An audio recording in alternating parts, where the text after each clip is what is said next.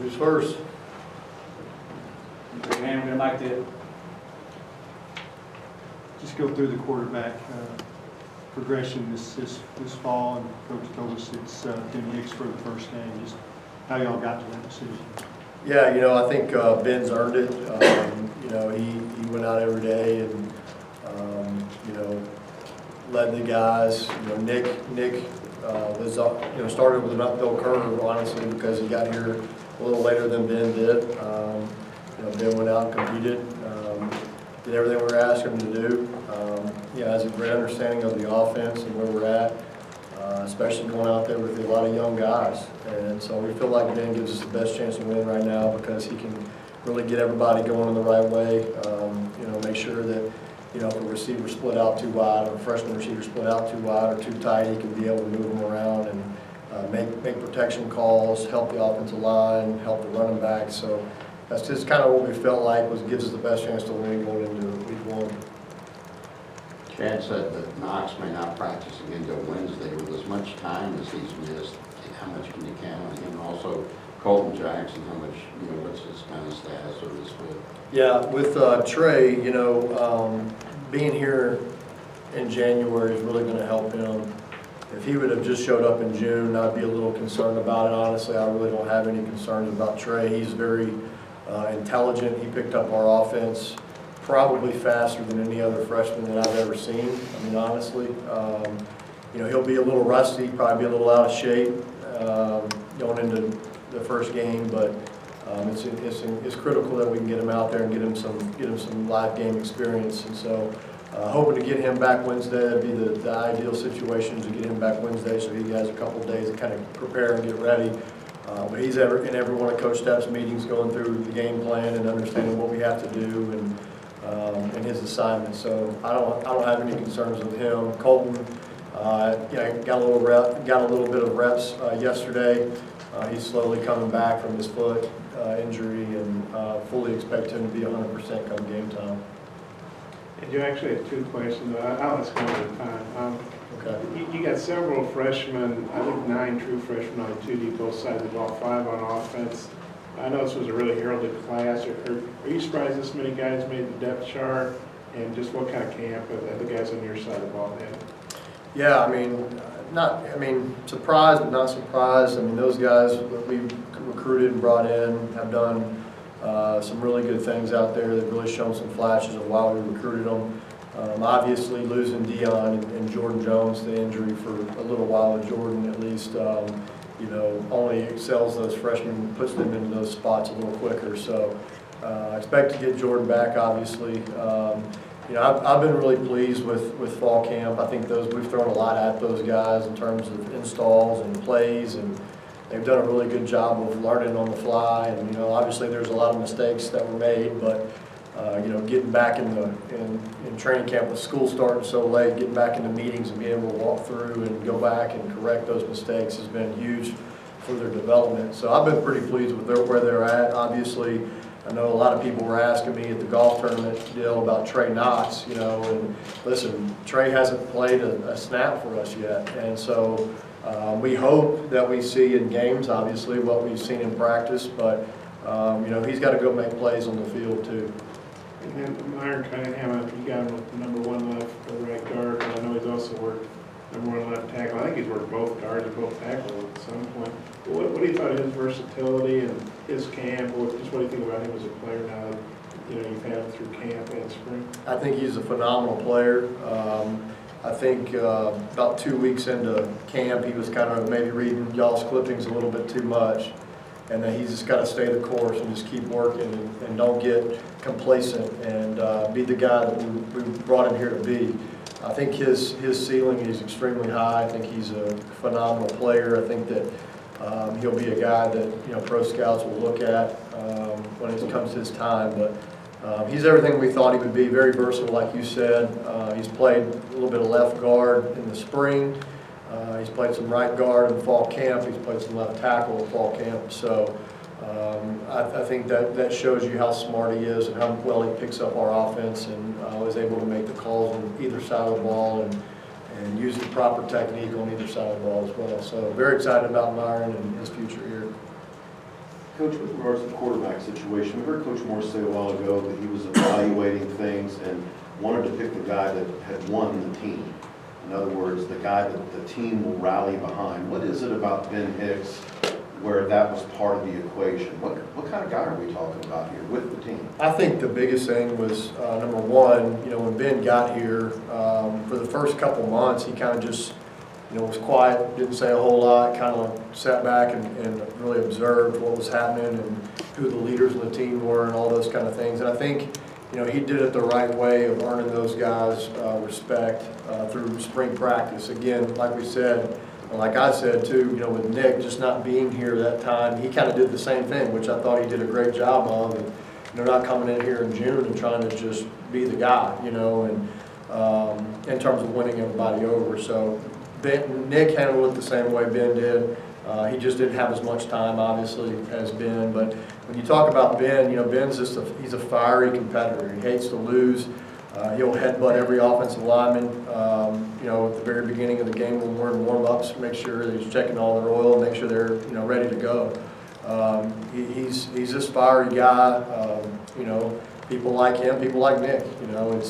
They're a play quarterback. That's kind of natural for those guys. They're both, good quarterbacks that anybody would want to follow. So Ben's just a fiery leader, competitor. He's not afraid to call somebody out, tell them, hey, we got to pick it up or what, or go encourage. If I'm the one getting mad, he's the one that's encouraging. So he's done a good job with that. He's matured a lot over the years. When we first got him at SMU, he was kind of an immature kid, and he'll be the first one to admit that. And he's matured a lot over the years and really learned how to be a leader.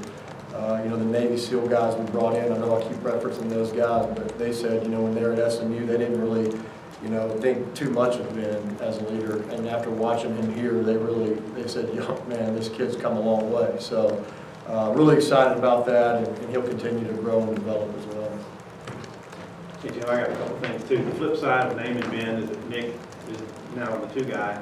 What was his response? Did you give him a layout of, hey, here's how we plan to use you? And part two, some Portland State defensive game plan for the guy. Yeah, I think, anytime you don't get named the starter, I think you're a little disappointed. I know I was when I was playing, if I didn't get named the starter, I was a little disappointed because, everybody wants to play. Again, if you play this position at this level, everybody's competitive and wants to get out on the field and play. So it's obviously a little disappointing, but I do think that Nick understands that he didn't play at all last year and he was very limited the year before due to injury. So we've got to get him ready. He's got to play, and we shared that with Ben. He's got to get some game experience, some game reps. That just in case, again, this is a long season in the SEC West. He's got to be ready to go. So we've got to get him some meaningful snaps that he'll be able to grow some confidence in and be ready if this situation arises where he has to go in. Portland State, they play extremely hard. You turn on the film against Oregon, Nevada, their biggest games, I guess you can say the biggest games of the year last year, and they're competing. They're getting after it. It didn't seem like against Oregon that they were very shy to be there. They came in ready to play.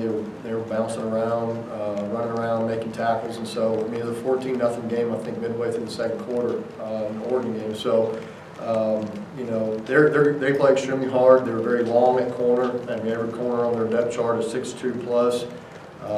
They play a little bit of a funky style of defense in terms of just you don't see it a whole lot.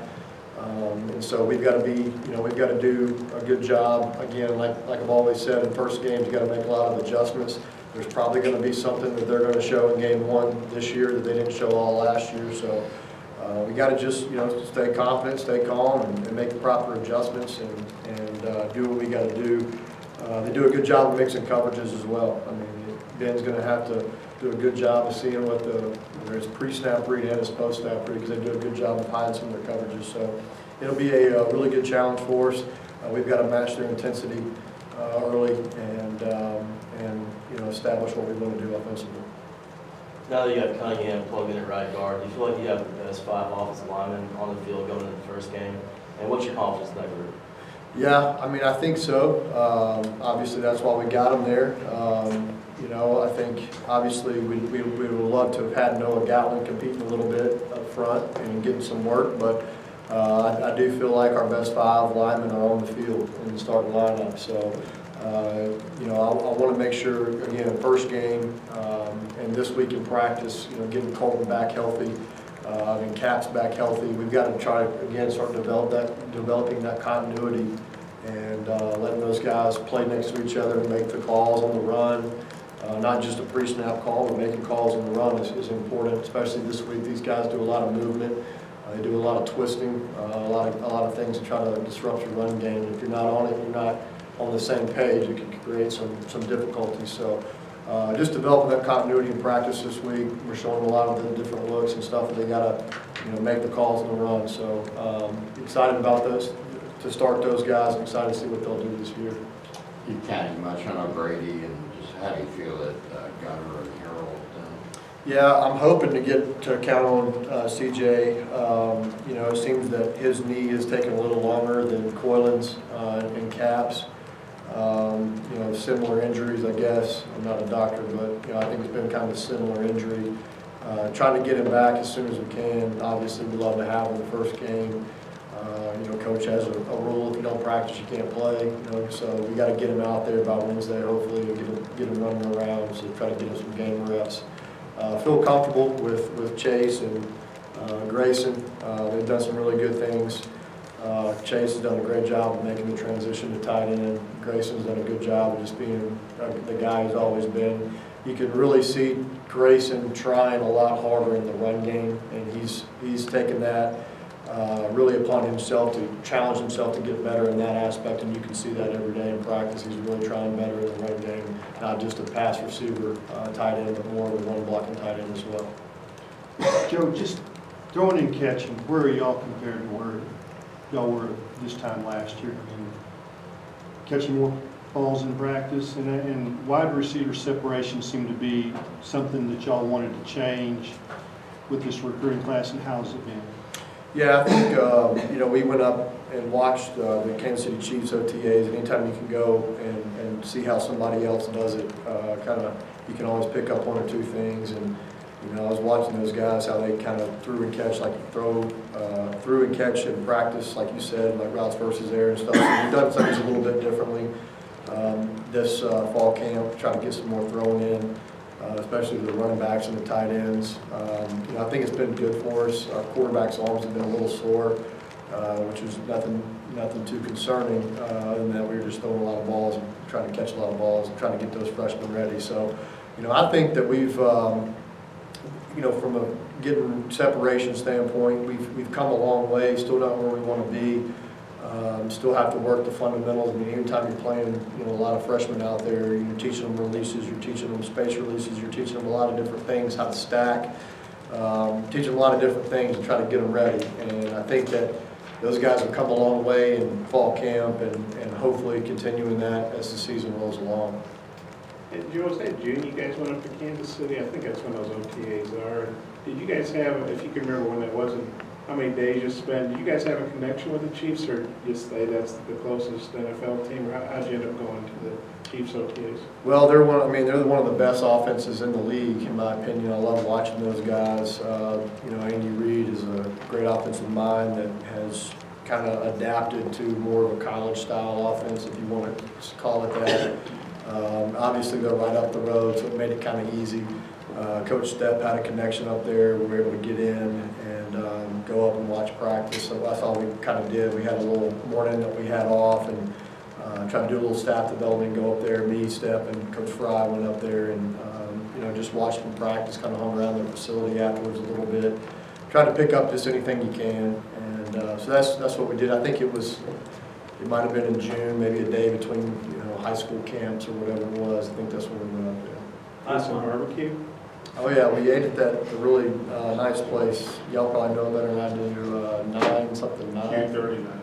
What was it? Q39. That's it. Yeah, it was really good. Sorry, that should be the last question. Really good barbecue.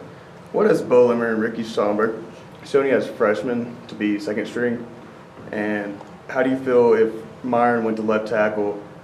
How do you feel Ricky's starting at right guard? I feel really good. Ricky Stromberg is a dude. I love him. He's a really good player for us. You know, if you didn't know any better, him wearing the same number he's wearing, it's almost like having Yelda out there. You know, just a little lighter Yelda, not quite as big, but I mean, he works his butt off. He run blocks well. He pass protects well. He's very athletic. He gets to go up against Sosa every day. So it's only making him better, iron sharpening iron, and very, very impressed with Ricky. Bo has done really good things. We're really excited about Bo as well. He's been dealing with a little bit of just a nagging small injury that's kind of limited him, if you want to say that a little bit. But you know, they're both really good players, and if we had to put them on the field, I feel pretty confident in both of those guys. Thanks, Coach. All right, thanks, guys. See you.